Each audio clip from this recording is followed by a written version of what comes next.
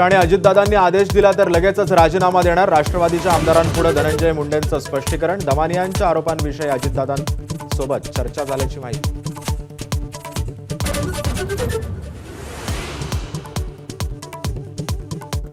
पन्नास दिवसांपासून पक्ष बदनाम होत असेल तर लगेचच राजीनामा दिला असता. धनंजय मुंडेंच्या राजीनाम्याबाबत सुप्रिया सुळे आक्रमक, तर सुप्रिया सुळेंना बावनकुळेंचं प्रत्युत्तर.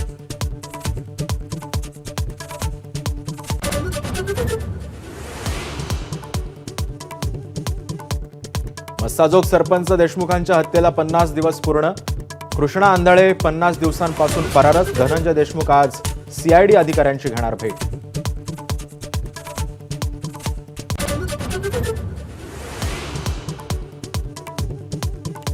नाईकांच्या ठाण्यातील जनता दरबारावरून पालकमंत्री शिंदेंच्या नाराजीची चर्चा. मंत्रिमंडळ बैठकीतही ऑनलाईन उपस्थिती. शंभूराज देसाई आणि चंद्रशेखर बावनकुळेंकडून नाराजी मात्र इन्कार.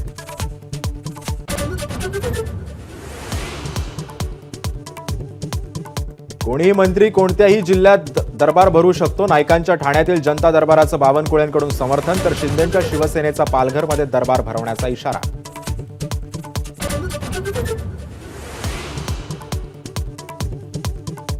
प्रयागराज कुंभमेळ्यात संगमावर मध्यरात्री चेंगराचेंगरी. मृतांचा अधिकृत आकडा अद्याप जाहीर न केल्यानं चर्चांना उधाण.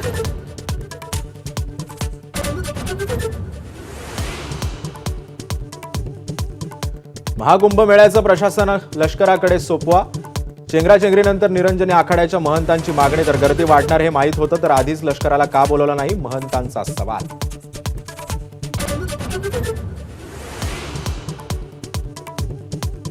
कुंभमेळ्याच्या आखाड्यातील महंत महामंडलेश्वर शाही स्नानासाठी रवाना.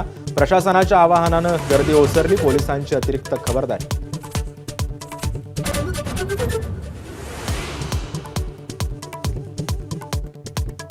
सैफ अली खान हल्ला प्रकरणातील आरोपी मोहम्मद शहजादला न्यायालयीन कोठडी. ओळख पटवण्यासाठी सॅम्पल फॉरेन्सिक लॅबला पाठवणार.